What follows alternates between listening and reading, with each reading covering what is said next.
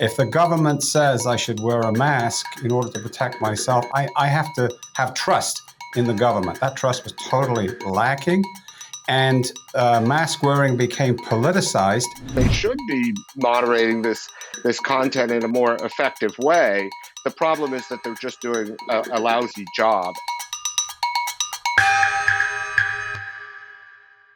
What is an infodemic, and how are we as Americans less free? Look, an infodemic was a term that was coined to describe the deluge of information, the misinformation, the confusion, the lies that accompanied the pandemic.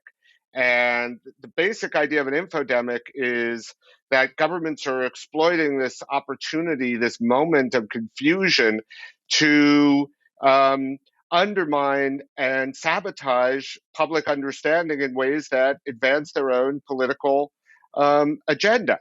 So that's what happened. It happened in the United States, certainly under Trump. It happened in nearly every country around the world.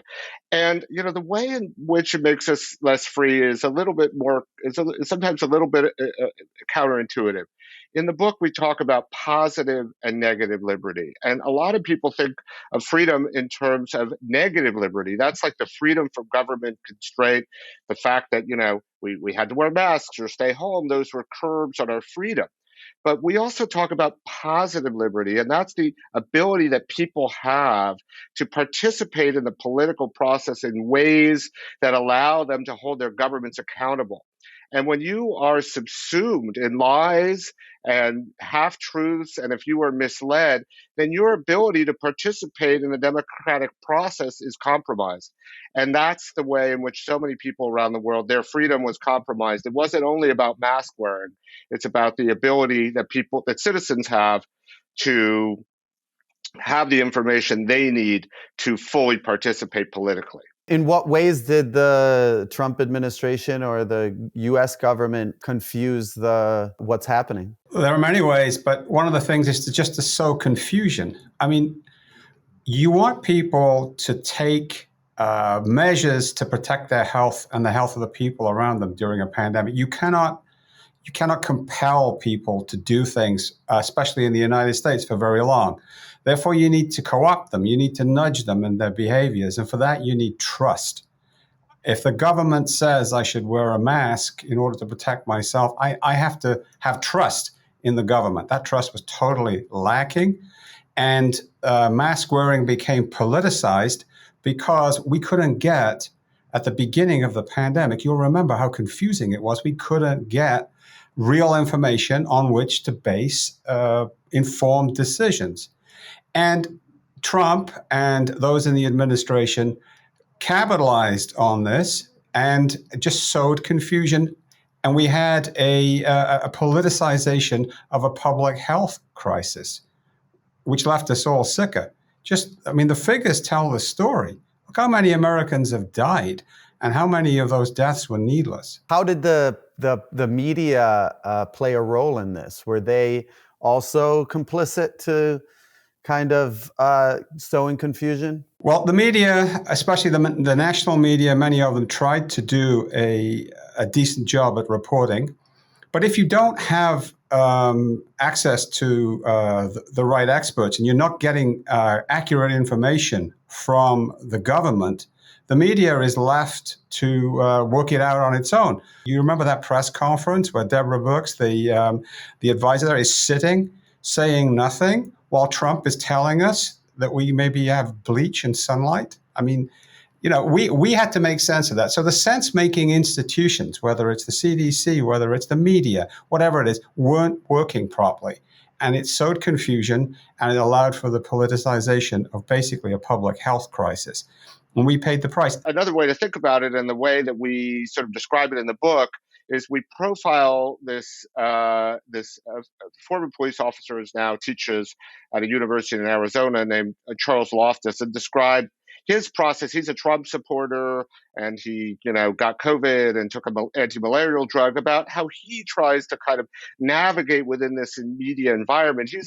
He's someone who genuinely wants to understand what's happening around him and is a pretty sophisticated news consumer. But people don't understand that people consume news not necessarily as rational individuals, but as part of communities. So the people around them and the way they think and their political orientation really informs our understanding.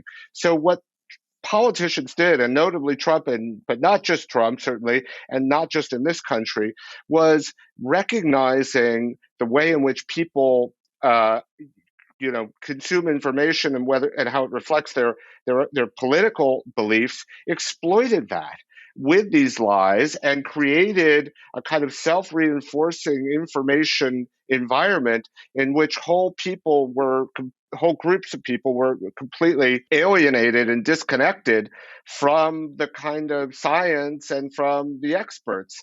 And this was a strategy that was very effective politically in this country, if we're frank, and was actually sort of weaponized and modified in many other countries around the world. How does this play into a lot of people? We know from a lot of studies that people trust local news more than any type of news. And we also have a crisis in local news where they're shutting down everywhere you look. We have news deserts, what they call places that do not have any local news or very little. How did that play out in this whole problem? We've got whole communities without any news outlets at all. And then in other, where you have the remnants of a news outlet, they're called ghost papers. They've basically been gutted and there's very little reporting. So if you were trying to work out what was going on as an ordinary citizen, you had national media, some of which was very politicized, and it was viewed as pro-Trump or anti-Trump, very few actually down the middle. But your local paper may not have been there. Your local radio station may not have been there. And that's where, in those communities where there was a functioning local news outlet, they were able to give down the middle kind of news about, mask wearing or where you could get vaccines when they came in. Basically actionable information, the kind of stuff that people want, coming from people that lived in their community. And there was this element of trust.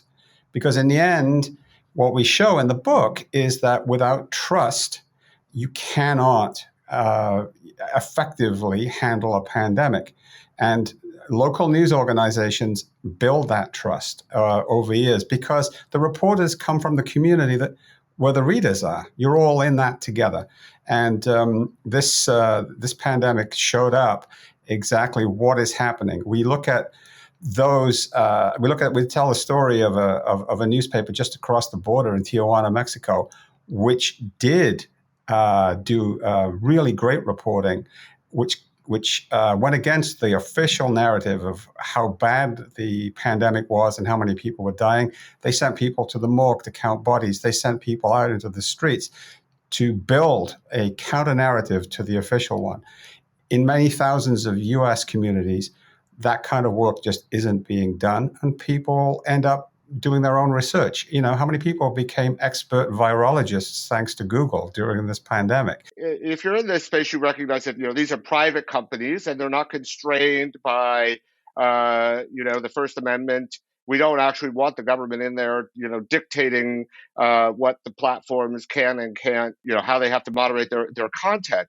But the reality is they are way too powerful. They're extraordinarily powerful, and a lot of information circulating on these platforms is highly damaging to public health and democracy. And so, there's a kind of expectation that they'll intervene in some ways to manage the information in a responsible way.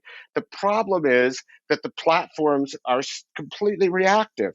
Nobody understands how their policies work. They're not transparent. They can't articulate and explain how they make decisions. They seem to respond to public pressure.